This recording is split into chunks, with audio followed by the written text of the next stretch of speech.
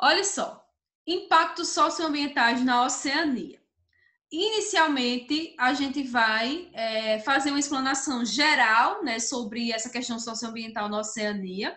A Austrália e a Nova Zelândia são um destaque nesse sentido, porque tiveram seus recursos naturais explorados durante milênios pelos povos nativos locais, ok? E a Austrália e a Nova Zelândia, elas são também os países mais desenvolvidos da Oceania, né, do continente da Oceania.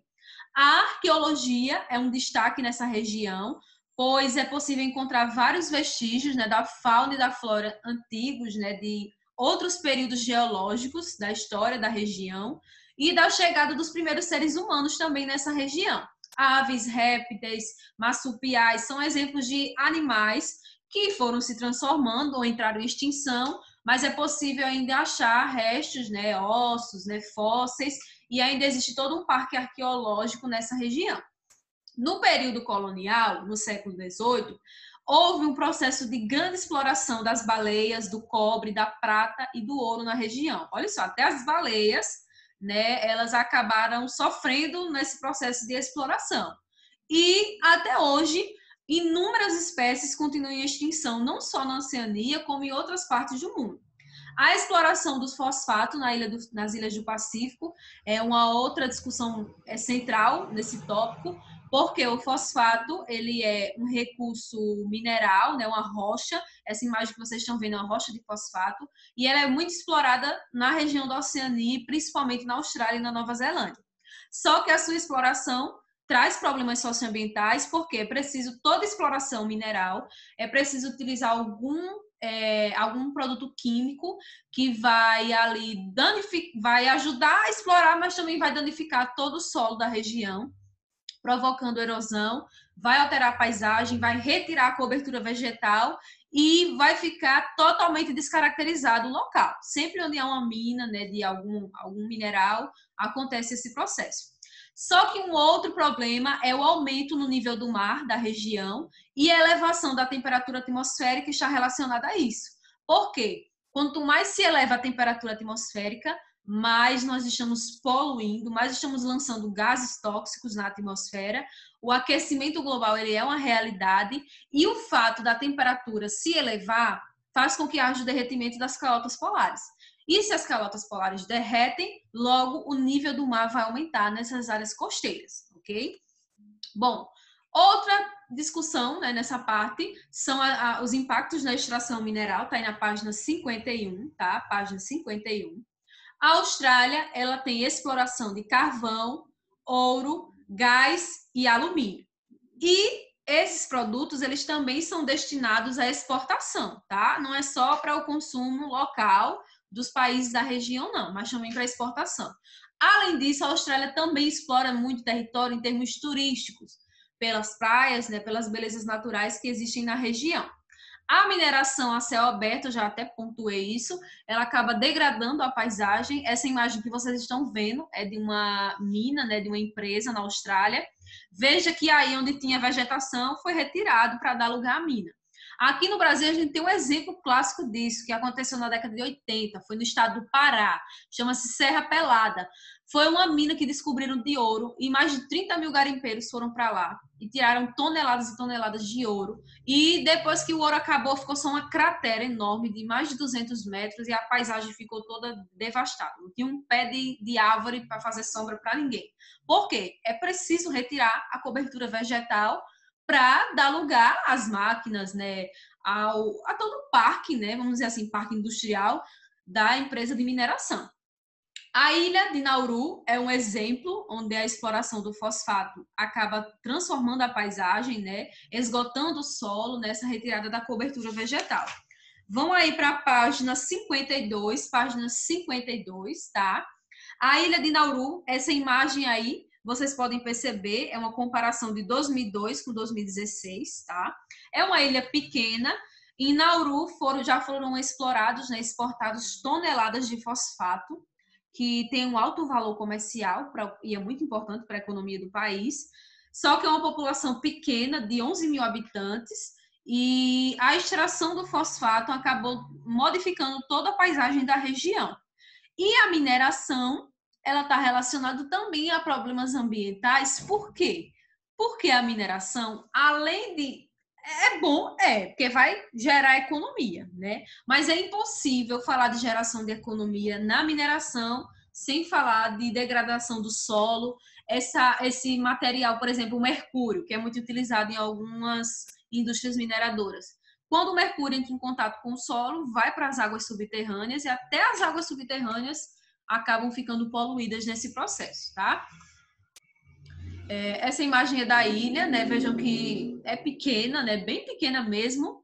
Tem 11 mil moradores. Eu acho que, às vezes, só em um bairro já tem esse tamanho de gente morando, né? Aqui, União, eu acho que o Rocha Cavalcante, não.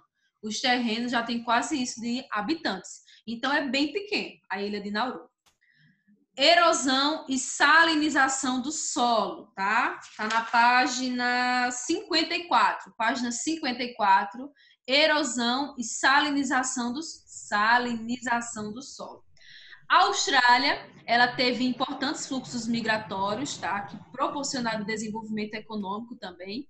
Inicialmente, no processo de formação da Oceania, né, dos povos, das sociedades da Oceania, a Austrália não tinha tantos habitantes no começo, como a gente tem hoje. Mas os investimentos na região, em desenvolvimento econômico, a chegada de indústrias, de empresas estrangeiras, a chegada das mineradoras, o povoamento ele acabou acontecendo, né? Acabou se intensificando ao longo das últimas décadas. Só que foi, de fato, a partir de 1980, principalmente, que o governo da região passou a oferecer incentivos para a ocupação e exploração dessas terras. Então, o governo da Austrália, na época, incentivou a população, né, a explorar a região, e acabou que isso chamou a atenção de quem não era da região, de quem vinha de quem morava em outros continentes, e acabava obtendo informações de como era a dinâmica lá. E muitas pessoas migraram para a região em busca de explorar essas terras. No Brasil também foi assim, no processo de formação do Brasil. A região sul do Brasil teve muita abertura para isso.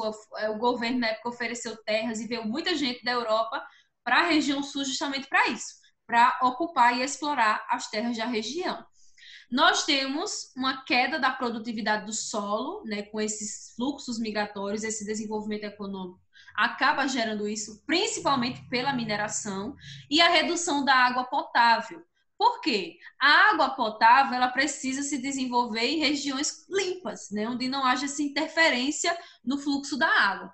E como há muitos danos ambientais causados pela mineração, acaba que isso afeta os lençóis freáticos, né, as águas subterrâneas, os rios e os lagos da região.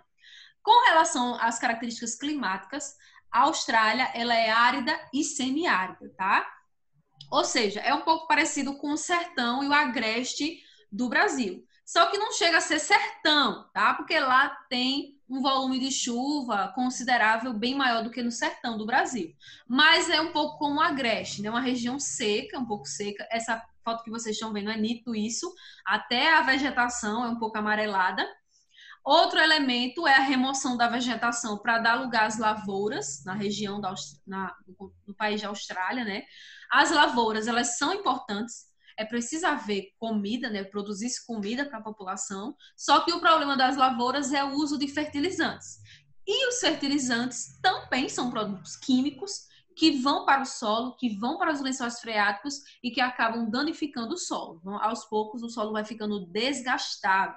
E ali vai precisar colocar outra coisa nele para ele ficar fertilizando, outros fertilizantes. É como se fosse cobrir, tapar um buraco, cobrir outro, tapar um buraco, cobrir outro. Por quê? Utiliza-se o produto X, né, para resolver o problema tal, mas ali vai ter que usar outro produto para resolver o resultado que ficou do anterior. Fertilizante é dessa forma, tá? A pastagem também é um destaque para a Austrália. Eles criam muitos bovinos e ovinos, tá, na região. E tem um outro elemento, que é o teor de sal do solo, tá? O solo australiano tem um alto teor de sal, justamente pelas brisas do Oceano Índico, que trazem, né, essa salinização E o avanço das águas do mar sobre os rios, nessa ligação entre o mar e o rio, acaba que vai empurrando e vai levando um pouco do sal do mar, e isso vai para o solo também. Por isso que chama-se processo de salinização do solo australiano, tá? Agora o próximo tópico, impacto sobre a pesca e os corais. É o último tópico, tá? Página 55. A gente discutiu isso bem recentemente, acho que está com 2 semanas, se eu não me engano. Na questão dos corais, tá? Existe toda uma discussão sobre a importância de preservar os corais, porque as algas, tá? As algas marinhas, elas são consideradas o pulmão do mundo. Em seguida vem a floresta amazônica, porque elas fazem com que haja esse transporte, né, do oxigênio, e de fato elas são extremamente importantes. Só que elas também enfrentam processos de degradação ambiental. Tudo que a gente, nós seres humanos, jogamos no mar, de lixo, óleo, né, petróleo, todo gases, algumas coisas que essas empresas, né, e portos acabam jogando, vai degradando também a vegetação, né, e os animais marinhos. Os nutrientes do solo são transportados, tá? Pelos rios para o mar, e também o que não é nutriente, tá? Então, se no rio tem ali uma substância química, quando o rio encontra o mar, aquela substância química ela vai em direção ao mar. Existe uma expressão aí que chama-se zona exclusiva marinha, tá nesse quadrozinho rosa, tá? O que é uma zona exclusiva marinha? É uma área, tá, de exploração econômica que corresponde à faixa, né, de mar, né, de oceano que está dentro de um determinado país. E essa faixa ela tem cerca de 200 milhas náuticas, quer dizer 370 quilômetros. Então, toda a zona exclusiva de um país ele pode utilizá-la, tá? Mentira, tá travando. Ok. Estão me ouvindo? Não? Ok. Olha Tá só. travando muito. Eu vou encerrar a gravação, tá? Que só falta isso aqui. Vou encerrar a gravação.